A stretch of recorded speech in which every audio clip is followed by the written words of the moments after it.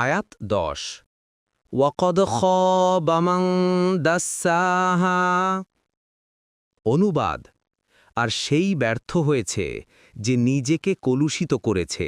১ তাফসির: পূর্বোক্ত শপথগুলোর জবাবে এ আয়াতগুলোর উল্লেখ করা হয়েছে। প্রথমে বলা হয়েছে কদ আফলাহা মান যাক্কাহা। এখানে যাক্কাহা শব্দটি তাজকিয়া থেকে, এর প্রকৃত অর্থ পরিশুদ্ধতা, বৃদ্ধি বা উন্নতি। বলা হয়েছে যে ব্যক্তি নিজের নাফস ও প্রবৃত্তিকে দুষ্কৃতি থেকে পাক পবিত্র করে, তাকে সৎ কাজ ও নেকির মাধ্যমে উদ্বুদ্ধ ও উন্নত করে পবিত্রতা অর্জন করে, সে সফলকাম হয়েছে।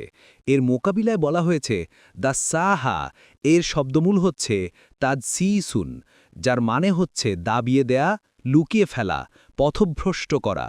পূর্বাপর সম্পর্কের ভিত্তিতে এর অর্থ এখানে স্পষ্ট হয়ে যায়, অর্থাৎ সেই ব্যক্তিই ব্যর্থ যে নিজের নাফসকে নেকি ও সৎকর্মের মাধ্যমে পরিশুদ্ধ ও উন্নত করার পরিবর্তে দাবিয়ে দেয়, তাকে বিভ্রান্ত করে অসৎ প্রবণতার দিকে নিয়ে যায়।